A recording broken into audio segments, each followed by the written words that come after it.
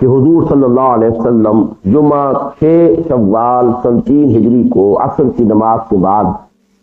مدینہ منورہ سے 1000 مسلمانوں کی جمعیت کے ساتھ باہر نکلے۔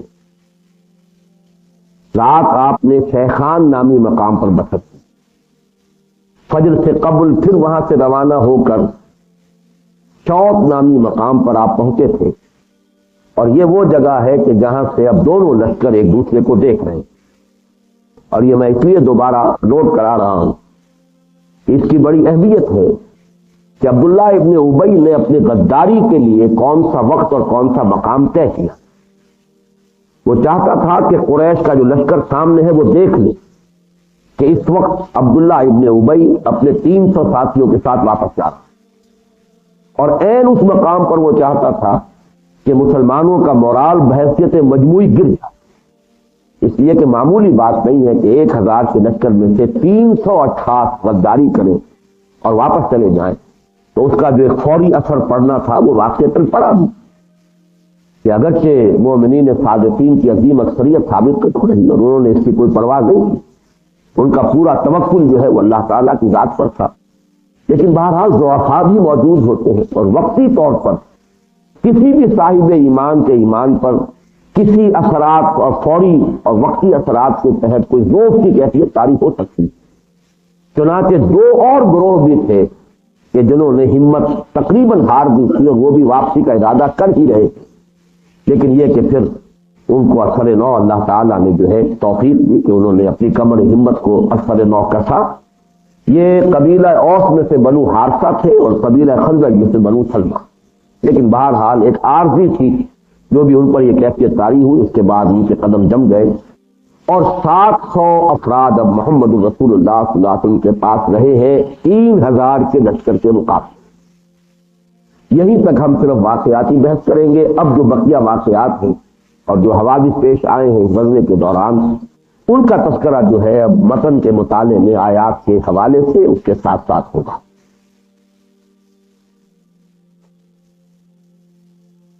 وَإِذْ غَدَوْتَ مِنْ أَهْلِكَ تُبَوِّئُ الْمُؤْمِنِينَ مَقَاعِدَ لِلْقِتَالِ،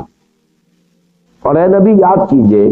اس وقت کو جبکہ آپ صبح کے وقت نکلے تھے اپنے گھر سے، گھر والوں سے۔ تُبَوِّئُ الْمُؤْمِنِينَ مَقَاعِدَ لِلْقِتَالِ، بَوَّا يُبَوِّئُ، اس کے معنی ہے کسی جگہ کا تعین کرنا۔ وَإِذْ بَوَّأْنَا لِإِبْرَاهِيمَ مَكَانَ الْبَيْتِ، جبکہ ہم نے ابراہیم کے لیے اپنے گھر کا مقام معین کر دیا۔ تو تبوئ المومنین، اہل ایمان کے لیے آپ جگہ معین کر رہے تھے۔ مقاعد، مقعد کی جمع ہے، مقعد بیٹھنے کی جگہ، قعدہ سے یہ اس میں ظرف ہے، مقعد بیٹھنے کی جگہ یعنی مورچے، آپ مورچہ بندی فرما رہے تھے، اہل ایمان کو آپ مختلف مورچوں پر معین کر رہے تھے۔ مقاعد للقتال، جنگ کے لیے ان کے ٹھکانے معین کر رہے تھے۔ واللہ سمیع علیم، اور اللہ تعالیٰ سب کچھ سننے والا، سب کچھ جاننے والا ہے۔ جو کچھ اس وقت ہو رہا تھا وہ اللہ کے علم میں تھا، اور جو بھی کچھ اس وقت آپ کہہ رہے تھے، فرما رہے تھے، یا کوئی اور مسلمان کہہ رہا تھا، اللہ سن رہا۔ اذ ہمت طائفتان منکم ان تفشلا، یاد کیجئے جبکہ اے مسلمانوں تم میں سے 2 گروہ قریب ہو گئے تھے کہ ڈھیلے پڑ جائیں۔ اس لفظ کو نوٹ کیجئے، یہ فشل کا لفظ جو ہے اس کے معنی ہے کہ ڈھیلا پڑ جائے کوئی، اور یہ لفظ جو ہے کیونکہ دامردی کے مفہوم میں بھی یہ لفظ عربی زبان میں مستعمل ہے، اس میں بھی در حقیقت وہی ڈھیلا پڑ جانا جو ہے اس کا ایک لغوی مفہوم اس میں شامل ہے۔ اور ایک ہے ہمت کا ڈھیلا ہو جانا، انسان کی ہمت کا مطمئن ہو جانا، ایک ہے نظم کا ڈھیلا پڑ جانا۔ چنانچہ یہی لفظ آئے گا کہ جب کہ وہ آیت ہم مطالعہ کریں گے کہ اے مسلمانوں ہم نے تو اپنا وعدہ تم سے پورا کر دیا تھا، حتی اذا فشلتم وتنازعتم فی الامر، وہاں جو فشل ہے وہ ہے نظم کا ڈھیلا ہو جانا۔ ایک ہے نظم ڈسپلن کسا ہوا، تنا ہوا، ایک ہے کہ کسی سبب سے وہ نظم کی کیفیت ڈسپلن جو ہے اس کے اندر ڈھیل پیدا ہو جاتا۔ اذ ہمت طائفتان منکم ان تفشلا، ہمہ یہ کے معنی ہے ارادہ کرنا، قصد کر لیا تھا، کچھ رجحان ہو گیا تھا تم میں سے 2 گروہوں کا کہ وہ بھی ڈھیلے پڑ جائیں۔ یہاں ذرا ایک بات نوٹ کیجئے کہ اتنا بڑا واقعہ جو ہوا عبداللہ ابن ابی کا کہ 300 افراد لے کر چلا گیا، قرآن نے اس کا اہتمام کے ساتھ ذکر نہیں کیا۔ یہ بات آگے آ جائے گی ایک جگہ پر ایسے ہی ضمنی طور پر تذکرہ ہے۔ اس سے اندازہ ہوتا ہے کہ قرآن مجید کا اپنا ایک معیار ہے، کسی شے کی اہمیت کیا ہے۔ بظاہر ہمارے پیمانوں سے کوئی شے بہت زیادہ اہم ہو سکتی ہے، لیکن اللہ تعالیٰ کے اپنے پیمانے ہیں، ان کے اعتبار سے اس کی اہمیت جو ہے مختلف ہو سکتی ہے۔ چنانچہ اس کی ایک اور مثال جو میرے سامنے ہے وہ یہ ہے کہ پورے قرآن میں فتح مکہ کا کہیں ذکر نہیں، حالانکہ ظاہری اعتبار سے، تاریخی اعتبار سے، جو بھی اسباب ظاہری ہیں دنیا میں، اس کے اعتبار سے فتح مکہ کتنی اہم ہے، کتنا اہم واقعہ، کتنا فیصلہ کن۔ لیکن اس کے برعکس جو مانوی فتح تھی وہ تو ظاہری فتح تھی، سب نے اپنی آنکھوں سے دیکھ لی، اس کے بارے میں قرآن مجید نے کوئی خاص ذکر نہیں کیا فتح مکہ کا۔ لیکن جو مانوی فتح تھی، جو نگاہوں کو نظر نہیں آ رہی تھی، بلکہ جو نگاہوں کو بہت سے کیا تقریباً سب لوگوں کو وہ ایک طرح سے یہ ایسے محسوس ہو رہا تھا کہ جیسے، اور ہماری تو ایک طرح سے یعنی ہم ہیٹے پڑ گئے ہیں، کمزور پڑ گئے ہیں، ہماری توہین ہوئی ہے۔ لیکن اسے اللہ نے جو ہے کس اہتمام کے ساتھ اس کا ذکر فرمایا ہے کہ انا فتحنا لک فتحا مبین۔ بالکل یہی معاملہ ہے کہ جو اہل ایمان تھے ان میں وقتی طور پر ذوق پیدا ہوا، اس کا اس اہتمام کے ساتھ تذکرہ ہو رہا ہے۔ اذ ہمت طائفتان منکم ان تفشلا، اور وہ جو منافقین تھے وہ گویا کہ نجس تھے، ان کے ذکر کی ضرورت ہی نہیں، ان کا تذکرہ کرنے سے کا کوئی خاص فائدہ ہی نہیں، وہ تو جو بھی تھا ظاہر کا معاملہ تھا۔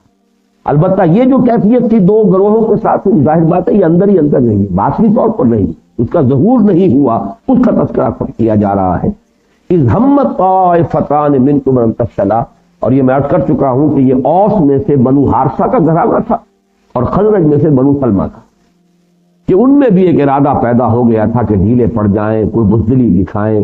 اور واپسی کا ارادہ کر رہے تھے۔ واللہ ولیہما، حالانکہ اللہ تعالیٰ ہی ان کا ولی تھا، کچھ پناہ تھا، مددگار تھا، حامی تھا، ناصر تھا بھی اور ہے بھی۔ ایمان کا تقاضا تو یہ تھا اور ہے کہ ہر وقت اللہ تعالیٰ ہی پر بھروسہ ہو اور توکل ہو، جیسے کہ آگے فرمایا وعلی اللہ فلیتوکل المؤمنون، اہل ایمان کو تو چاہیے صرف اللہ پر توکل کرے، ان کا اعتماد، ان کا بھروسہ وہ تو اللہ کی ذات پر ہونا چاہیے، اسباب پر نہیں، تعداد پر نہیں، قلت اور کثرت پر نہیں، بلکہ یہ کہ اللہ تعالیٰ کی ذات اور اللہ تعالیٰ کی مدد، اللہ کی تائید، اللہ کی نصرت پر سارا اعتماد اور بھروسہ ہونا چاہیے۔ اس میں یہ نوٹ کر لیجئے کہ یہ بنو حارثہ اور بنو سلمہ اس آیت پر فخر کیا تھا، حالانکہ ایک اعتبار سے تو اس میں مذمت ہے، ان کی وہ باطنی کمزوری جو ہے، یوں کہہ سکتے ہیں کہ اس کا بھانڈا جو ہے چوراہے میں پھوڑ دیا گیا، شاید چونکہ وہ تو اندر ہی اندر ایک بات رہی اور ظہور نہیں ہوا تھا تو پردہ پڑا رہ جاتا، تو ان کے جو وقتی جو ذوق ہوا تھا وہ جو ہے وہ لوگوں کے علم میں نہ آتا۔ ایک اعتبار سے تو گویا کہ مذمت ہے، تو انہیں افسوس ہونا چاہیے تھا، لیکن وہ فخر کرتے تھے کہ یہاں لفظ آیا ہے اذ ہمت طائفتان منکم، کہ تھے وہ اے مسلمانوں تم ہی میں، وہ اہل ایمان میں سے تھے، وہ اس جماعت میں سے تھے، محمد رسول اللہ والذین معہ ان میں سے تھے۔ تو اس منکم کی بنیاد پر وہ کہتے تھے کہ ہمیں بہت پسند ہے کہ یہ آیت جو ہے قرآن مجید میں نازل ہوئی، اس لیے کہ اس نے ہمیں سند عطا کر دی ہے ہمیشہ کے لیے کہ ہم بہرحال منافقین میں سے ہمارے ہونے کا کوئی امکان نہیں ہے، ہم سے اہل ایمان۔ اذ ہمت طائفتان منکم ان تفشلا واللہ ولیہما وعلی اللہ فلیتوکل المؤمنون وَلَقَدْ نَصَرَكُمُ اللَّهُ بِبَدْرٍ وَأَنْتُمْ أَذِلَّةٌ۔ ایک طرف تو یہ کہ ایمان کا منطقی تقاضا ہے، لازمی تقاضا ہے کہ توکل اللہ پر ہو، تاریخی اعتبار سے بھی تو غور کرنا چاہیے تھا، اللہ نے تمہاری مدد کی تھی بدر میں جبکہ تم نہایت کمزور تھے۔ اذلہ، یہ ذلیل لفظ کے بارے میں نے بارہا عرض کیا ہے کہ اس کا مفہوم اردو میں تو ہمیشہ یہ لفظ استعمال ہوتا ہے مقام ذم میں، یعنی اس کا ایک برا سینس ہے، اس کے اندر ذلت کے معنی جو ہے وہ کمینگی جو ہے اس کا گویا کہ جزو لازم ہے اس کے مفہوم کا۔ عربی میں ایسا نہیں ہے، اگرچہ کبھی کبھی اس مفہوم میں بھی یہ استعمال ہو جاتا ہے، لیکن اس کا جو اصل مفہوم عربی زبان میں ہے وہ ہے کمزور، تو تم بہت ہی کمزور، اذلہ، ذلیل سے گویا کہ افعل التفضیل کا صیغہ استعمال ہو رہا ہے، تم لوگ بہت کمزور، تم کنتم اذلہ، بلکہ ذلیل ہی کی جمع ہے، کنتم اب انتم اذلہ، جبکہ تم بہت ہی کمزور، یعنی اس وقت کا جو معاملہ اس کو نوٹ کر لیجیے کہ اگرچہ تعداد کے اعتبار سے تو وہی 1 اور 3 کی نسبت تھی، لیکن بے سر و سامانی جو تھی مسلمانوں کی بدر میں، چند تلواریں، کوئی نیزے، چند نیزے، یعنی 313 مسلح نہیں تھے، بلکہ یہ کہ وہ تو گئے تھے اصل میں اس خیال سے کہ قافلہ، تجارتی قافلے کا راستہ، اس تجارتی قافلے کے ساتھ تو 20 30 40 50 آدمی ہوا کرتے تھے محافظین کی حیثیت سے، تو کوئی اہتمام، کوئی اس کے لیے اسلحہ تیار کرنا، کوئی اس کے لیے ساز و سامان فراہم کر کے چلنے کا سوال نہیں۔ اس حالت میں اللہ نے تمہاری مدد کی تھی۔ وَلَقَدْ نَصَرَكُمُ اللَّهُ بِبَدْرٍ وَأَنْتُمْ أَذِلَّةٌ فَاتَّقُوا اللَّهَ لَعَلَّكُمْ تَشْكُرُونَ۔ بس اللہ کا تقوی اختیار کرو اور اللہ تعالیٰ کی مدد پر اس کا شکر ادا کیا کرو، اور یہ تقوی اور یہ شکر جو ہے اللہ کا، تاکہ تم شکر کر سکو، تقوی ہی ہوگا تو اللہ کے شکر کا بھی حق ادا کر سکو گے۔ اِذْ تَقُولُ لِلْمُؤْمِنِينَ أَلَنْ يَكْفِيَكُمْ أَنْ يُمِدَّكُمْ رَبُّكُمْ بِثَلَاثَةِ آلَافٍ مِّنَ الْمَلَائِكَةِ مُنزَلِينَ۔ اور یاد کیجئے نبی، جب آپ کہہ رہے تھے اہل ایمان سے، کیا تمہارے رب تمہارے لیے یہ کفایت نہیں کرتا کہ تمہاری مدد کرے تمہارا رب 3000 فرشتوں سے کہ جو نازل کیے جائیں۔ یہ جو آیت ہے اس کے بعد بھی چند آیات جو ہے اسی مضمون پر ہے۔ یہ مشکلات القرآن میں سے یہ مقام ہے، اس لیے کہ اس کی تفسیر میں ایک بہت ہی شدید اختلاف ہے کہ جو پایا جاتا ہے۔ ایک رائے یہ ہے کہ یہ پورا معاملہ جو یہاں بیان ہو رہا ہے یہ اصل میں بدر کا ہے، کیونکہ پہلے الفاظ آ چکے ہیں وَلَقَدْ نَصَرَكُمُ اللَّهُ بِبَدْرٍ وَأَنْتُمْ أَذِلَّةٌ فَاتَّقُوا اللَّهَ لَعَلَّكُمْ تَشْكُرُونَ۔ اب گویا کہ ساری بحث جو ہو رہی ہے اور یہ سارا تذکرہ ہو رہا ہے، یہ غزوہ بدر ہی میں جو نزول ملائکہ ہوا تھا، یہ اسی کو دوبارہ اللہ تعالیٰ دوہرا کر یاد دلا۔ ایک رائے یہ ہے، اور اکثر مفسرین کی رائے یہی، جبکہ اس کے بالکل برعکس ایک دوسری رائے ہے، اور دوسری رائے یہ ہے کہ یہاں پر بدر کا تذکرہ تو اس آیت میں ختم ہو گیا، وَلَقَدْ نَصَرَكُمُ اللَّهُ بِبَدْرٍ وَأَنْتُمْ أَذِلَّةٌ فَاتَّقُوا اللَّهَ لَعَلَّكُمْ تَشْكُرُونَ۔ بدر کا تو ایک حوالہ دیا گیا ہے کہ جبکہ تم بہت کمزور تھے اللہ نے تمہاری مدد کی تھی، تو گویا کہ وہ 2 دلیلیں دی گئی، ایک تو یہ کہ ایمان کا تقاضا یہ ہے کہ تو پورا کا پورا اعتماد و توکل اللہ پر ہو، پھر تاریخی اعتبار سے 1 ہی سال پہلے کی بات اگر یاد رہتی اور ذہن میں رہتی کہ اللہ نے کس بے سر و سامانی کے عالم میں فتح دی تھی، تو پھر یہ کہ یہ کمزوری کا کوئی اظہار، کوئی شائبہ بھی پیدا نہ ہو۔ لیکن اس کے بعد اب جو گفتگو ہو رہی ہے وہ ساری اصل میں ملائکہ کے نزول کا جو اب آگے مسئلہ ہے، یہ سارا کا سارا احد کا ہے۔ یہ رائے حضرت عبداللہ ابن عباس کی بھی ہے، حبر الامہ رضی اللہ تعالی عنہما، ان کی رائے بھی ہے۔ اور عجیب بات یہ ہے کہ تمام سیرت نگاروں کی رائے یہ ہے، چنانچہ کلبی، واقدی، مقاتل، ابن اسحاق، جتنے بھی سیرت نگار ہیں ان سب کی رائے بھی یہ ہے کہ ان آیات میں جو نزول ملائکہ کا تذکرہ ہو رہا ہے یہ غزوہ احد کے موقع کا ہے۔ اب یہ ہے ایک مسئلہ کہ ایک طرف مفسرین کی اکثریت ہے، ایک طرف سیرت نگاروں کی اکثریت ہے، لیکن سیرت نگاروں کی اکثریت کے ساتھ عبداللہ ابن عباس حبر الامہ رضی اللہ تعالی عنہما، ان کا وزن بھی شامل کیا جائے تو یہ رائے جو ہے زیادہ وزنی ہو جاتی ہے۔ لیکن یہ کہ دونوں طرف کے دلائل جو ہیں وہ اتنے قوی ہیں اور تقریباً برابر کے ہیں کہ امام راضی کو بھی کہنا پڑا ہے، دونوں طرف کے دلائل انہوں نے دے دیے، لیکن اس کے بعد کا واللہ عالم، خود وہ اپنا رجحان کسی ایک طرف بھی اس کا اظہار انہوں نے نہیں کیا۔ جہاں تک میری رائے ہے، میں یہ سمجھتا ہوں کہ زیادہ پلڑا جو ہے بھاری وہ حضرت عبداللہ ابن عباس رضی اللہ تعالی عنہ کی رائے، اور پھر یہ کہ سیرت نگاروں میں سے کہ واقعہ جو ہے سیرت سے متعلق، اس پہلو سے ان کی رائے کو اس میں زیادہ وزن دیا جانا چاہیے۔ اب دلائل کیا ہیں ان لوگوں کے کہ جو یہ سمجھتے ہیں کہ یہ بدر سے متعلق ہے؟ وہ یہ ہے کہ چونکہ پچھلی آیت میں تذکرہ بدر کا ہوا ہے، وَلَقَدْ نَصَرَكُمُ اللَّهُ بِبَدْرٍ وَأَنْتُمْ أَذِلَّةٌ۔ دوسری یہ کہ آگے چل کر آئے گا، وہ میں بعد میں اشارہ کر دوں گا کہ کچھ الفاظ واقعتاً ایسے ہیں کہ جس سے مفسرین کو وہ رائے قائم کرنی پڑی ہے، اس کا میں تذکرہ بعد میں کروں گا۔ لیکن یہ کہ ایک اعتبار سے جو اس کا احد کے موقع پر ہونا جو ہے زیادہ قوی نظر آتا ہے وہ ہے تعداد کا معاملہ،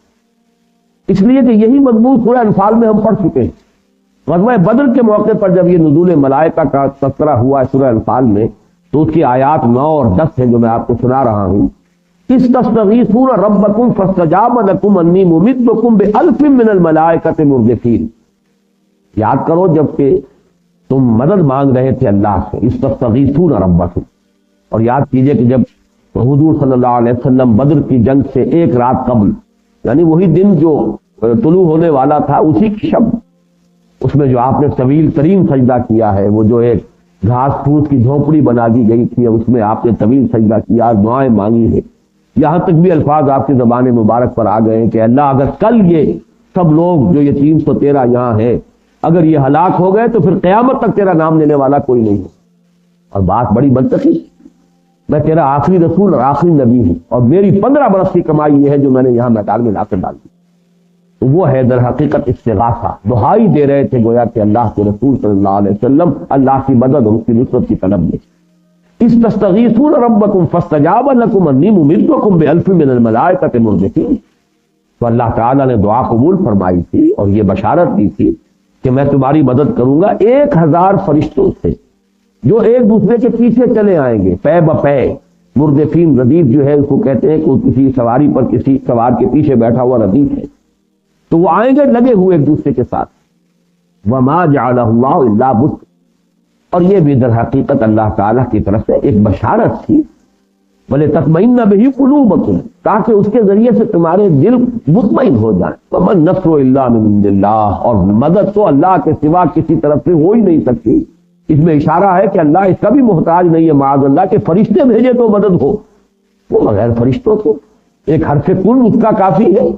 وہ تو اس کے لیے فرشتوں کا بھیجنا ضروری نہیں ہے، لیکن اللہ نے خاص طور پر فرشتوں کا اور اس کی تعداد کا تذکرہ کیا تاکہ تمہارے دلوں کو ڈھارس بن جائے۔ اور پھر یہ کہ واقعہ ہے، میں وہ واقعات بیان کر چکا ہوں غزوہ بدر کے تفاصیل کے ضمن میں، کہ واقعات فرشتے نازل ہوئے ہیں، اور صحابہ نے متعدد نے اپنے تجربے بیان کیے کہ ہمیں ایسا محسوس ہوتا تھا کہ ہم کسی پر وار کرنے جا رہے ہیں، تلوار ہماری پہنچی نہیں ہے اس کی گردن تک اور گردن کٹ کر جا پڑی، تو معلوم ہوا کہ کوئی اور غیر مرئی قوت تھی کہ جو در حقیقت وہ جنگ کر رہی۔ یہ اللہ تعالیٰ کی طرف سے مدد سے نازل ہوئی۔ ان اللہ عزیز الحکیم، یقیناً اللہ تعالیٰ عزیز اور حکیم ہے۔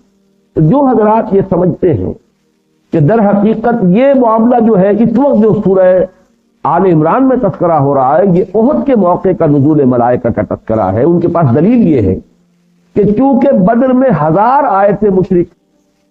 تو اللہ تعالیٰ نے 1000 کی تعداد ہی میں فرشتوں کے نزول کا وعدہ کیا، انی ممدکم بألف من الملائکۃ مردفین۔ اب یہاں چونکہ 3000 آئے تھے مشرک اور کافر، لہذا یہاں پر بھی اللہ تعالیٰ کا جو ابتدائی وعدہ ہے وہ 3000۔ اس میں ایک اور مناسبت بھی قائم کی ہے بعض سیرت نگاروں نے کہ چونکہ 300 اشخاص سے منافقین کے جو ساتھ چھوڑ گئے تھے اور انہوں نے چرکا لگایا تھا اور مسلمانوں کے مورال کو ذوق پہنچایا تھا،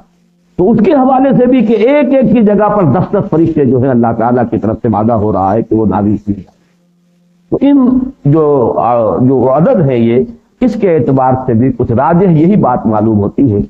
کہ یہ تذکرہ یہاں جو ہو رہا ہے یہ نزول ملائکہ کا تذکرہ ہے عین غزوہ احد کے موقع پر۔ اصولی طور پر یہ جان لیجئے، یہ بحث ہمارے منتخب نصاب میں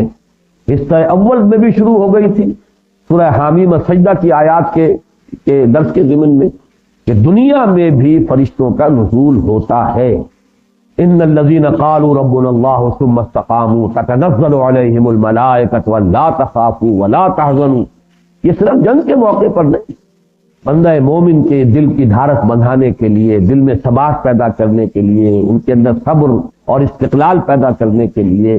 اللہ تعالیٰ کے فرشتے جو ہیں وہ پیٹھ ٹھوکتے ہیں، شاباش دیتے ہیں، ہمت بندھاتے ہیں۔ یہ سارا معاملہ غیر مرئی ہے، اس لیے کہ خیر و شر کی جو جنگ ہماری اس دنیا میں ہو رہی ہے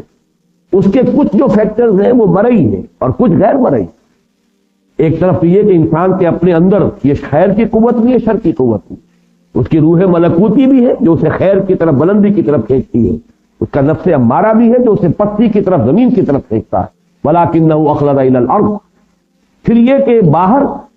داعیان خیر بھی ہے، انبیاء ہیں، رسول ہیں، اللہ تعالیٰ کے نیک بندے ہیں جو خیر کی طرف بلا رہے ہیں، داعیان شر بھی ہیں، وہ لوگ بھی ہیں کہ جو الحاد کی طرف بلانے والے، اباحیت کی طرف بلانے والے، بے حیائی کے علم بردار ہیں، اس کی دعوت دینے والے۔ پھر غیر مرئی قوتوں میں جن ہیں، جن جو ہے وہ ہم پر حملہ آور ہوتے ہیں۔ ان الشیطان یجری من الانسان مجری الدم انہ یراکم هو وقبیلہ من حیث لا ترونہم، وہ تم پر وہاں سے حملہ آور ہوتے ہیں جہاں سے تم انہیں دیکھ نہیں سکتے۔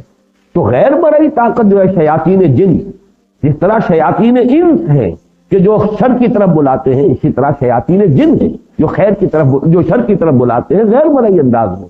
تو کیسے ممکن ہے کہ یہ کھاتا جو ہے دوسری طرف جو ہے خالی رہ جائے؟ غیر مرئی قوتوں میں سے جو داعیان الخیر ہے وہ ملائکہ۔ یہ معاملہ جو ہے یہ ایک کشمکش اور کشاکش جو ہے دنیا میں مستقل خیر و شر کے مابین چل رہی ہے۔ تو ملائکہ کا نزول اور اس کے ضمن میں وہ شعر ذہن میں تازہ کر لیجئے کہ فضائے بدر پیدا کر فرشتے تیری نصرت کو، اتر سکتے ہیں گردوں سے قطار اندر قطار۔ اب یہ سلسلہ ختم نہیں ہوا ہے، بند نہیں ہوا ہے۔ اللہ کے نیک بندوں پر ملائکہ کا نزول، سکینت، اور وہ حدیث جو ہے بارہا ہم نے بیان کی، اب کافی طویل عرصہ ہو گیا کبھی تذکرہ نہیں ہوا، کہ مجتمع قوم فی بیت من بیوت اللہ یتلون کتاب اللہ ویتدارسونہ بینہم الا نزلت علیہم السکینہ وحفتہم الملائکہ۔ یہ اللہ تعالیٰ کی طرف سے یہ ہوتا ہے کہ جب بھی کچھ لوگ اللہ کے گھروں میں سے کسی گھر میں جمع ہوتے ہیں اللہ کی کتاب کو پڑھنے اور آپس میں سمجھنے سمجھانے کے لیے، ان پر سکینت کا نزول ہوتا ہے۔ وغشیتہم الرحمہ، رحمت خداوندی انہیں ڈھانپ لیتی ہے، سائے میں لے لیتی ہے۔ وحفتہم الملائکہ، اور فرشتے ان کے گرد گھیرا ڈال لیتے ہیں۔ وذکرہم اللہ فی من عندہ، اور اللہ ان کا تذکرہ فرماتا ہے ملائکہ مقربین کی مجلس۔ یہ جو ملائکہ کا نزول ہے ہر آن ہوتا ہے، ہر وقت ہو سکتا ہے، اور یہ اب بھی ہو سکتا ہے۔ اب بھی اللہ تعالیٰ اگر ہمیں توفیق دے کہ عزم مصمم کر لیں اس کے راستے پر آگے بڑھنے کی، تو یہ جو غیر مرئی امداد ہے فرشتوں کی، یہ ہمیں حاصل ہوگی۔ استقول للمؤمنین ان لن یکفیکم ان یمدکم ربکم بثلاثۃ آلاف من الملائکۃ منزلین، جبکہ اے نبی آپ کہہ رہے تھے اہل ایمان سے ان کی ہمت اور ڈھارس بندھانے کے لیے کہ کیا آپ لوگوں کے لیے یہ بات کفایت نہیں کرتی کہ مدد کرے آپ کا رب، مدد کرے آپ کا رب 3000 فرشتوں سے کہ جو منزلین نازل کیے جائیں۔ یہ اس میں مفعول ہے، جنہیں نازل کیا جائے آسمان سے۔ بلا، اب یہ گویا کہ حضور صلی اللہ علیہ وسلم کی بات کی طرف کی توثیق اللہ کی طرف سے ہو رہی ہے، اضافہ فرما کر۔ بلا، کیوں نہیں؟ اے نبی آپ تو یہ کہہ رہے تھے کہ 3000 فرشتے اللہ تعالیٰ بھیج دے، تو کیا تمہارا پھر بھی جو ہے تمہیں اطمینان نہیں ہو رہا؟ لیکن بلا ان تصبروا وتتقوا، کیوں نہیں؟ اگر تم صبر کی روش اختیار کرو اور تقویٰ کی روش اختیار کرو۔ دیکھیے وہی آیت دوبارہ تازہ کر لیجیے، یہ سورہ آل عمران جس پر ختم ہوگی چل کر، یہ سورہ آل عمران ہی کا وصف ہے تقریباً جو اس وقت ہم مطالعہ کر رہے ہیں۔ یا ایھا الذین آمنوا اصبروا وصابروا ورابطوا واتقوا اللہ لعلکم تفلحون۔ بلا ان تصبروا وتتقوا، اگر تم یہ 2 شرطیں پوری کرو گے، صبر اس کا تمہیں ثبوت دینا ہو، تقویٰ یہ روش تمہیں اختیار کرنی ہے۔ ان تصبروا وتتقوا ویاتوکم من فورہم ھذا، اور اگر وہ آ دھمکیں تم پر فوری طور پر حملہ آور ہو جائیں، اچانک حملہ آور ہو جائیں، فوری طور پر آ جائے تمہارا دشمن، تمہارا غنیم، یمددکم ربکم بخمسۃ آلاف من الملائکۃ مسومین، تو مدد کرے گا تمہارا رب 5000 فرشتوں سے کہ جو مسومین ہوں گے، جو اپنے اپنے نشان لگائے ہوئے ہوں گے۔ یہ جو ہے اس میں ایک علم جیسے ہوتے ہیں یا اپنے نشان ہوتے ہیں، ہر لشکر جو ہوتا ہے وہ اپنے ایک علم کے ساتھ آ رہا ہوتا ہے، ہر دستہ جو ہے اس کا اپنا کوئی سٹینڈرڈ ہے۔ مسومین وہ نشان لیے ہوئے ہوں گے اور 5000۔ اس میں ہے در حقیقت ایک لفظ کے جس کے حوالے سے ان حضرات کو بہت تقویت حاصل ہوئی ہے مفسرین کو، کہ جو یہ سمجھتے ہیں کہ یہ غزوہ بدر کے موقع پر ہوا ہے۔ اس لیے کہ ہوا یہ ہے کہ وہاں پر ایک یہ افواہ اڑ گئی تھی عین جنگ سے کچھ دیر پہلے، بلکہ جبکہ مسلمانوں کو ایک حد تک فتح حاصل ہو چکی تھی، کہ قرظ بن فہر جو ہے وہ آ رہا تھا، قرظ بن جابر فہری، وہ بہت بڑی جو ہے کفار کے لیے کمک لے کر چلا آ رہا۔ اس سے ایک دم مسلمانوں کے غزوہ بدر میں کچھ ان کو پریشانی لاحق ہوئی تھی، تو اس پر یہ الفاظ جو ہے آئے تھے کہ 5000 فرشتے جو ہے اللہ تعالیٰ کی طرف سے اگر تم صبر اور تقویٰ کا مظاہرہ کرو گے تو 5000 فرشتے نازل۔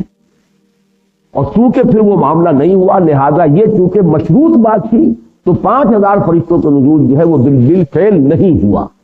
اس کے حوالے سے بہت سے مفسرین جو ہے ان آیات کو غزوہ بدر کے ساتھ متعلق قرار دیتے، لیکن یہ کہ اسی کو امام راضی نے ایک برعکس دلیل کے طور پر بھی استعمال کیا ہے کہ وَيَأْتُوكُم مِّن فَوْرِهِمْ هَٰذَا، اگر وہ آ جائیں تم پر، آ دھمکے تم پر۔ یہ معاملہ بدر میں ہوا ہی نہیں۔ بدر میں تو مسلمان چل کر گئے تھے، بدر سے جو مدینے سے نکل کر گئے تھے، اور جو بھی ان کا ارادہ تھا وہ قافلے پر حملہ کرنے کا، قریش کے آنے کا اس وقت تک کوئی نہ آثار تھے نہ کوئی خبر تھی، جبکہ یہاں جو غزوہ احد میں ہوا ہے کہ وہ چل کر آئے، تو گویا کہ ان الفاظ ہی سے ایک دلیل ادھر بھی آج آ رہی ہے، اور یہ وہ ہے کہ جس سے نتیجہ نکلتا ہے جو میں عرض کر چکا ہوں کہ میرا ذاتی رجحان اسی طرف ہے، یہ کہ سیاق و سباق ہے۔ میرے پاس جو دلیل ہے سب سے بڑی وہ یہ ہے کہ جب وہ بات سورہ انفال میں غزوہ بدر سے متعلق جو ہے وہ بات آ چکی، پوری وضاحت کے ساتھ آ چکی، اب اس کا یہاں پر اتنی تفصیل کے ساتھ دہرایا جانا جو ہے وہ کچھ یعنی مناسب معلوم نہیں ہوتا، واللہ عالم۔ لیکن میں بھی آخری بات تو وہی کہنے پر مجبور ہوں کہ جو امام راضی نے کہی ہے واللہ عالم، کہ ہم نہیں کہہ سکتے کہ ان میں سے دو میں سے کون سی بات زیادہ صحیح ہے۔ بہرحال فرمایا بلا ان تصبروا وتتقوا وياتوكم من فورهم هذا يمددكم ربكم بخمسة آلاف من الملائكة مسومين وما جعله الله الا بشرى لكم ولتطمئن قلوبكم به وما النصر الا من عند الله العزيز الحكيم۔ یہ آیت جو ہے تقریباً دو معمولی سے فرقوں کے ساتھ بعین ہی وہی ہے جو سورہ انفال میں بھی آ چکی ہے۔ وہاں یہ تھا وما جعله الله الا بشرى ولتطمئن به قلوبكم، یہاں فرمایا وما جعلہ اللہ الا بشرا لکم، لکم کا اضافہ ہو گیا، ولتطمئن قلوبکم بہ، یہاں بہی بعد میں آیا ہے، وہاں بہی پہلے آ گیا۔ ومن نصر الا من عند اللہ العزیز الحکیم، اور وہاں تھا ومن نصر الا من عند اللہ ان اللہ عزیز الحکیم۔ یہ بہت ہی معمولی سا فرق ہے لفظی، ورنہ بعین ہی وہی آیت ہے، اور اس کی وضاحت میں کر چکا ہوں کہ یہ بات کہ 5000 فرشتے بھیجے جائیں، یہ بات کہ 3000 فرشتے نازل کیے جائیں، یہ بات کہ 1000 فرشتے نازل کیے جائیں، یہ بھی ہے مسلمانوں تمہارے ذہن، تمہاری سوچ سے زیادہ مطابقت کے لیے ہے جو ہم نے اختیار کی، ورنہ ظاہر بات ہے کہ ہماری طرف سے تو ایک لفظ کن بھی کافی، ہمیں کسی بھی ذریعے اور کسی بھی وسیلے کی کوئی احتیاج نہیں، کوئی اسباب ہمیں درکار نہیں ہوتے اپنے کسی فیصلے کی تنفیذ کے لیے، لہذا ہمارے لیے تو یہ چیزیں جو ہے یہ اممیٹیریل ہیں، irrelevant ہیں، لیکن یہ کہ بہرحال جو بھی انسانی احساسات ہم جن پیمانوں میں سوچنے کے عادی ہو چکے ہوتے، ہمارا جو عام طور پر فریم آف ریفرنس ہے اس کے حوالے سے زیادہ اطمینان جو ہے جس طریقے سے ہو سکتا تھا وہی اللہ نے اختیار کیا۔ لیکن اس کو یہ مطلب ہرگز نہ سمجھیے اس کا کہ یہ صرف بات ہی بات تھی، حقیقتاً نزول نہیں ہوا، واقعتاً نزول ہوا ہے۔ متعدد صحابہ کے وہ واقعات میں بیان کر چکا ہوں غزوہ بدر کی جملے، تو ان کا تجربہ ہے، انہوں نے کوڑوں کی آوازیں سنی ہے کہ جیسے کچھ کوڑا زور سے جو ہے مار رہا ہے جبکہ مارنے والا کو دکھائی نہیں دے رہا ہے، تو یہ بالفعل ہوا ہے، فرشتوں کا نزول ہوا، اس میں کسی شک و شبے کی گنجائش نہ سمجھیے۔ یہ اس لیے میں بار بار کہہ رہا ہوں کہ چونکہ سر سید احمد خان مرحوم سے جو ایک خاص ہمارے ہاں مکتب فکر شروع ہوا تھا، اس کی رائے کے مطابق تو فرشتوں کا کوئی صاحب تشخص وجود ہی نہیں، کوئی پرسونیفائڈ ایگزسٹنس نہیں ہے، بلکہ یہ صرف different forces of the nature کے نام ہے جو رکھ دیے گئے ہیں، ورنہ وہ کوئی شخصیت نہیں ہے، ان کا کوئی تشخص نہیں، معاذ اللہ یہ بہت بڑی گمراہی ہے، اور اس کا جو سب سے بڑی اس کی زد پڑتی ہے وہ حقیقت وحی پر پڑتی ہے۔ پھر جبرائیل علیہ الصلوۃ والسلام جو فرشتے ہیں جو وحی لے کر آئے ہیں، ان کا ذکر اس اہتمام سے قرآن میں ہوا ہے، سورۃ النجم میں اور سورۃ التکویر میں ان کی مدح بیان ہوئی ہے، ان کے جو اوصاف عالیہ ہیں ان کا بیان ہوا ہے، پھر رویت ثابت کی گئی ہے، حضور نے اپنی آنکھوں سے 2 مرتبہ انہیں دیکھا ہے، وَلَقَدْ رَآهُ نَزْلَةً أُخْرَىٰ عِندَ سِدْرَةِ الْمُنتَهَىٰ۔ تو یہ ساری بحث جو ہے معلوم ہوتا ہے کہ بالکل ہی غیر متعلق ہو کر رہ جاتی ہے۔ اس پہلو سے وہ ایک بہت بڑی گمراہی ہے جس کا شعر بھی میں نے آپ کو بارہ سنایا ہے کہ جبریل امی قرآن با پیغام نمی خواہم ہما گفتار معشوق است قرآن کے مندارم۔ گویا کہ اللہ اور رسول کے مابین سے حضرت جبریل علیہ السلام کا جو ہے انہوں نے اس کو واسطے کو ختم کر دیا، مجھے جبریل کے زبانی آیا ہوا قرآن مجھے نہیں چاہیے، میں تو سمجھتا ہوں جو قرآن میرے پاس ہے یہ کل کا کل میرے محبوب کا کلام ہے، اور یہ ذو معنی ہے، یہ بات ذو معنیین ہے، 2 معنی ہے اس کے، محبوب حضور بھی ہو سکتے ہیں، تو گویا کہ یہ حضور کا اپنا ذاتی کلام، اور محبوب اللہ کے لیے بھی ہو سکتا ہے، اس لیے کہ والذین آمنوا اشد حبا للہ، ہما گفتار معشوقت قرآن کے مندارم، میں جبرائیل کا قائل ہوں، معاذ اللہ ثم معاذ اللہ۔ تو یہ بات نوٹ کر لیجئے کہ فرشتوں کا نزول ہوا ہے، بالفعل ہوا ہے، لیکن یہ شکل اللہ نے اس لیے اختیار کی تاکہ مسلمانوں تمہیں جب یہ خوشخبری دی جائے کہ 1000 فرشتے آ رہے ہیں، 30,000 فرشتے آ رہے ہیں، تو اس سے تمہارے دلوں کو سکون حاصل ہو جائے. تمہارا اپنا جو فریم آف ریفرنس ہے، تم جن پیمانوں سے عادی ہو چکے ہوتے ہو، اس کے حوالے سے تمہیں تشفی اور تسکین حاصل ہو جائے. لِيَقْطَعَ طَرَفًا مِّنَ الَّذِينَ كَفَرُوا، اور یہ سب کچھ اس لیے تاکہ اللہ تعالیٰ ایک بازو کاٹ ڈالے کافروں کا، ان کی قوت کا ایک بازو ٹوٹ جائے. او یکبتہم، یا انہیں خائب و خاسر کر دے، فینقلبوا خائبین، اور پھر وہ لوٹے بہت ہی خائب و خاسر ہو کر، ناکام، حسرت کے ساتھ. یہ معاملہ دونوں جگہ ہوا ہے، بدر میں بھی ہوا ہے اور موجزانہ طور پر یہ پھر احد میں بھی. حالانکہ بظاہر مسلمانوں کو شکست ہو گئی تھی، لیکن یہ کہ اس کے بعد جو ہے یہ یعنی بات جو ہے عام طور پر سمجھنے سے لوگ قاصر رہ گئے کہ کیوں اس وقت پھر قریش جو ہے ابو سفیان کے سرکردگی میں واپس چلے گئے اور انہوں نے اپنی وہ جو فتح انہیں حاصل ہوئی تھی وقتی طور پر اسے اس کے منطقی انجام تک نہیں پہنچایا. معلوم ہوتا ہے کہ اللہ تعالیٰ کی طرف سے موجزانہ طور پر یہ بات تھی. اس وقت جو ہے یہ بات جو ہے ابو سفیان کے دل میں اللہ نے ڈال دی کہ چونکہ حضور صلی اللہ علیہ وسلم اور صحابہ کرام وہ احد پر چڑھ گئے تھے بلندی پر تھے، کہ اب اگر ہم ان کا پوچھا کرتے ہیں اور جاتے ہیں تعاقب کے اندر پہاڑ پر چڑھتے ہیں تو نقصان بہت شدید ہو جائے گا، اوپر سے پتھراؤ ہوگا، وہ اپنی بڑی مضبوط پوزیشن میں ہے اور ہم کمزور پوزیشن میں. بہرحال یہ بات جو ہے اس کے دل میں آ گئی، ورنہ خالد ابن ولید جو بعد میں سیف من سیوف اللہ بنے ہیں رضی اللہ تعالی عنہ، وہ مصر تھے کہ ہمیں چاہیے کہ ہم تعاقب کریں اور پہاڑ پر چڑھیں. اور اب جو بھی ان کے نزدیک تو فتنہ تھے محمد رسول اللہ صلی اللہ علیہ وسلم اور اہل ایمان، تو اب اس فتنے کو ختم کر کے ہی واپس. لیکن یہ انہیں جانا پڑا اور بالکل کوئی کامیابی جس کو کہا جائے وہ انہیں حاصل نہیں ہوتی. لَيْسَ لَكَ مِنَ الْأَمْرِ شَيْءٌ أَوْ يَتُوبَ عَلَيْهِمْ أَوْ يُعَذِّبَهُمْ إِنَّهُمْ ظَالِمُونَ. اب یہ واقعہ جو ہے اس اعتبار سے بہت اہم ہے کہ نبی اکرم صلی اللہ علیہ وسلم جب مجروح ہوئے ہیں، آپ کا چہرہ مبارک جو ہے خون آلود ہوا ہے، آپ کے یہ نچلے دانتوں میں سے جو سامنے کے 4 دانت ہوتے ہیں ان میں سے ایک دانت شہید ہوا ہے،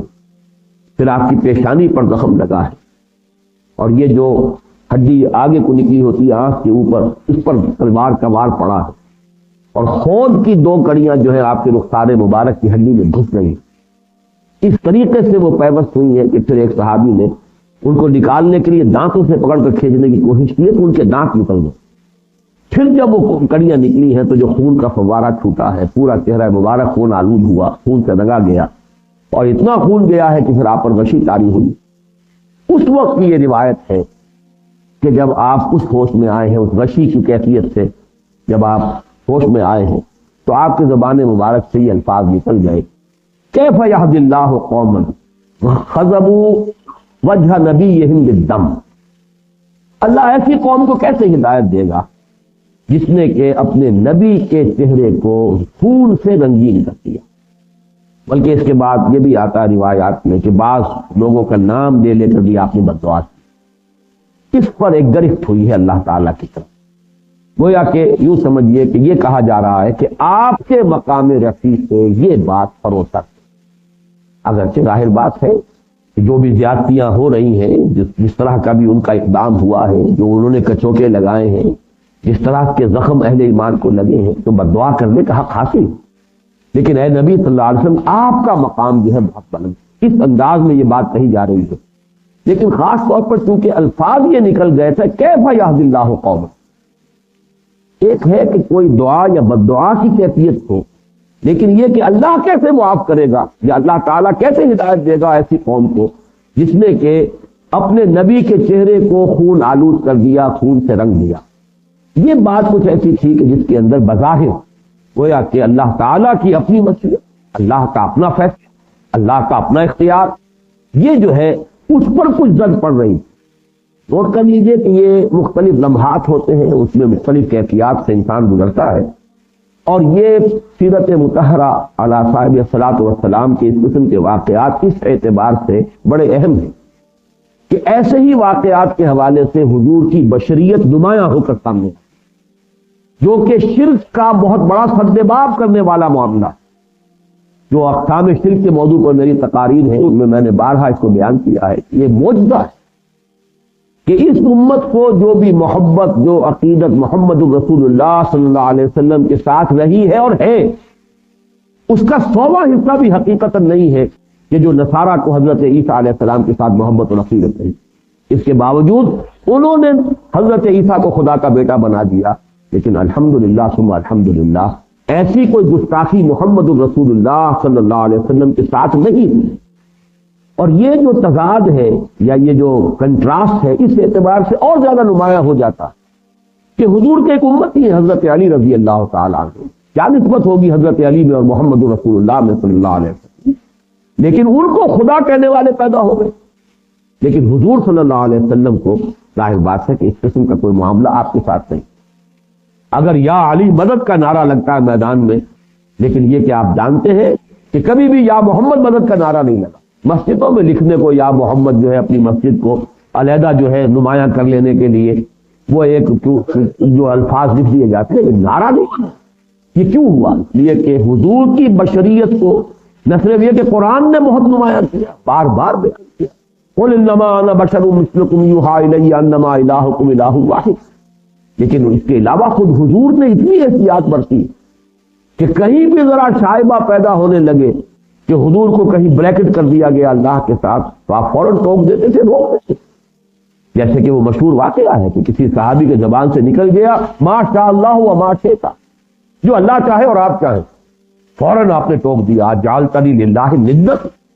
کیا تم نے مجھے اللہ کا مد مقابل بنا دیا؟ مشیت تو صرف اس کی ہے، فیصلہ اس کا ہے، میرے ہاتھوں میں اختیار نہیں۔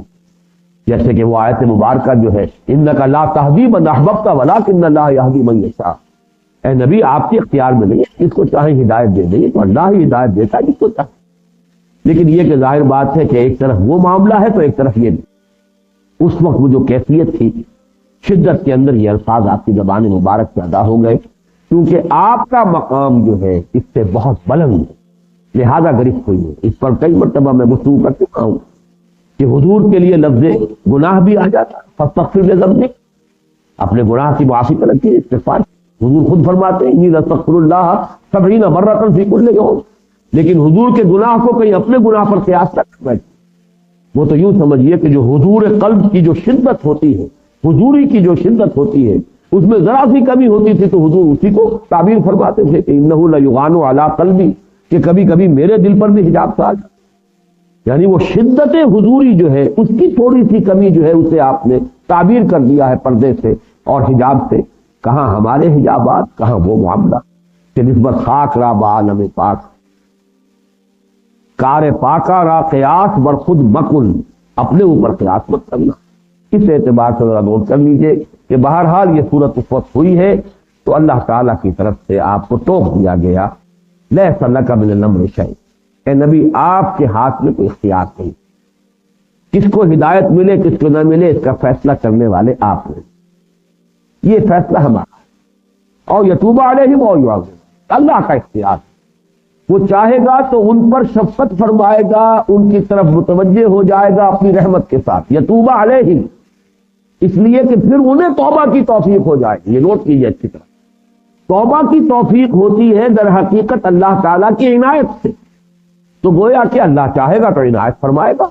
اللہ کی عنایت ہوگی وہ توبہ کریں گے، رجوع کریں گے، حق کی طرف آ جائیں گے، یا یہ ہے کہ اللہ تعالیٰ وہ عنایت نہ فرمائے، وہ شفقت نہ فرمائے،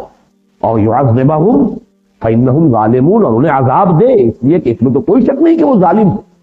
زیادتیاں انہوں نے کی ہے، مشرک وہ ہیں جس طرح چڑھائی کر کر کے آ رہے ہیں، جس طرح سے کہ حق کا جو ہے راستہ روکنے کے لیے انہوں نے اپنی پوری طاقت جو ہے وہ صرف کر دی ہے، تو اس اعتبار سے ان کے ظالم ہونے میں تو کسی شک و شبے کی گنجائش نہیں، عذاب کے وہ مستحق ہو چکے ہیں۔ لیکن اس سب کے باوجود اللہ کا وہ اختیار مطلق اپنی جگہ ہے، اللہ چاہے گا تو ان کو ہدایت دے دے گا، اللہ چاہے گا انہیں توبہ کی توفیق عطا فرما دے گا۔ یہ بالکل وہی ہے یتوب علیہم، کئی مرتبہ یہ وضاحت ہو چکی ہے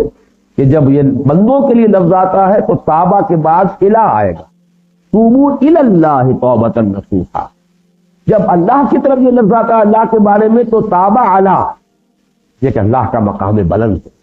اللہ کسی پر کسی کی جانب متوجہ ہوتا ہے، اللہ رجوع فرماتا ہے، اور یہ دو طرفہ عمل ہے، بندے نے رخ موڑ لیا اللہ نے بھی رخ موڑ لیا، اپنی عنایت، اپنی شفقت، اپنی توجہات سے اس بندے کو محروم کر دیا۔ بندہ دوبارہ رجوع کرتا ہے، توبہ کرتا ہے، پلٹتا ہے، گناہ کا اعتراف کرتا ہے، تو اللہ تعالیٰ بھی اپنی شفقتوں کے ساتھ، اپنی عنایتوں کے ساتھ متوجہ ہو جاتا ہے۔ یہ گویا کہ بائی لیٹرل فینومینا جو ہے میں نے بارہا بیان کیے ہیں کہ بندے اور رب کے مابین یہ دو طرفہ تعلقات، بائی لیٹرل ریلیشن۔ ان تنصروا اللہ ینصرکم ویثبت اقدامکم، تم اللہ کی مدد کرو گے، اللہ تمہاری مدد کرے۔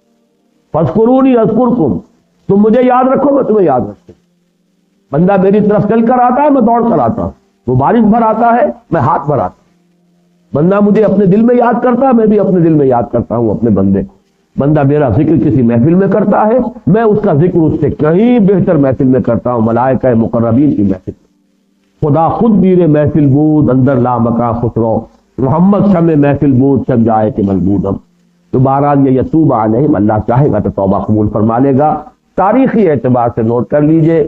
کہ حضرت خالد ابن ولید رضی اللہ تعالی عنہ، جو اس وقت تک ایمان نہیں لائے تھے،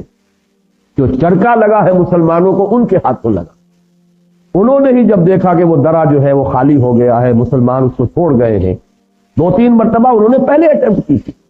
لیکن جو 50 تیر انداز حضور نے مقرر کر دیے تھے وہاں پر ان کی تیروں کی بوچھاڑ کی تاب نہ لا کر انہیں پیچھے ہٹنا پڑا۔ لیکن جب وہاں پر جب فتح ایک درجے میں حاصل ہو گئی اور اس وقت جو ہے 35 مسلمانوں کی طرف سے حکم عدولی ہوئی، وہ اس درے کو خالی چھوڑ کر چلے گئے۔ ان کی عقابی نگاہ نے دیکھ لیا کہ وہ درہ اب خالی ہے، اور وہاں سے پھر انہوں نے آ کر دوبارہ جو حملہ کیا ہے اور فتح شکست میں بدل گئی عارضی طور پر۔ وہی خالد ابن ولید ہے کہ جو اس وقت مصر تھے، ابو سفیان کو مجبور کر رہے تھے کہ چڑھو پہاڑ کے اوپر بھی، اور اس وقت جو ہے اس فتنے کو ختم کر کے ہی ہم واپس جائیں۔ لیکن وہی خالد ابن ولید ہیں جو بعد میں ایمان لائے، اور اللہ تعالیٰ نے خود حضور سے انہیں خطاب دلوایا ہے، خالد سیف من سیوف اللہ، کہ اللہ کے معاملات۔ بعض حضرات نے میں نے دیکھا ہے کہ ایک تعویل کرنے کی کوشش کی ہے، تمام یہ تاریخی اور جو بھی روایات ہیں سیرت کی ان سب سے قطع نظر کر کے ایک تعویل یہ کی ہے کہ اصل میں جو یہ حضور صلی اللہ علیہ وسلم کا یہاں تذکرہ ہو رہا ہے یہ اس پہلو سے کہ آپ کو صدمہ ہوا تھا کہ میری یہ قوم، مکے کے لوگ بہرحال میری قوم تو ہے، یہ کیوں اس غلط روش کے اوپر جو ہے اصرار کر رہے ہیں، کیوں نہیں یہ ایمان لے آتے۔ اس صدمے پہ اللہ تعالیٰ کی طرف سے آپ کی دل جوئی کے لیے یہ آیت نازل ہوئی ہے کہ لیس لک من الامر من شیء، اے نبی آپ کے ہاتھ میں اختیار نہیں ہے، تو آپ خامخواہ کیوں پریشان ہوتے ہیں؟ لعلک باخع نفسک الا یکونوا مؤمنین، یہ تو اللہ کے اختیار میں ہے، اللہ چاہے گا انہیں توبہ کی توفیق عطا فرما دے گا، اللہ چاہے گا تو انہیں عذاب دے گا، اس لیے کہ اس میں تو کوئی شک نہیں ہے کہ وہ اس وقت مشرک ہیں، ظالم ہیں، کافر۔ ایک یہ تعویل بھی کرنے کی کوشش کی گئی ہے، لیکن یہ کہ واقعتاً جو سیرت کی کتابیں ہیں، روایات ہیں، ان میں جس تواتر کے ساتھ اس کا پس منظر یہ بیان ہوا ہے اس میں خامخواہ اس قسم کی تعویل کی کوئی ضرورت میرے نزدیک موجود نہیں۔ وَلِلَّهِ مَا فِي السَّمَاوَاتِ وَمَا فِي الْأَرْضِ، آخری آیت گویا کہ اس جگہ پر بحث مکمل ہو رہی ہے۔ یہ قرآن کا عام اسلوب ہے، ایک بحث مکمل ہوتی ہے پھر ایسی کوئی جامع آیت آتی ہے۔ اللہ ہی کا اختیار میں ہے اور اللہ ہی کی ملکیت ہے، ہر وہ شے جو آسمانوں میں ہے اور ہر وہ شے جو زمین میں ہے۔ یغفر لمن یشاء ویعذب من یشاء، وہ بخش دے گا جس کو چاہے گا اور عذاب دے گا جس کو چاہے گا۔ واللہ غفور الرحیم، اور اللہ غفور ہے اور رحیم ہے۔ بارک اللہ لی ولکم فی القرآن العظیم۔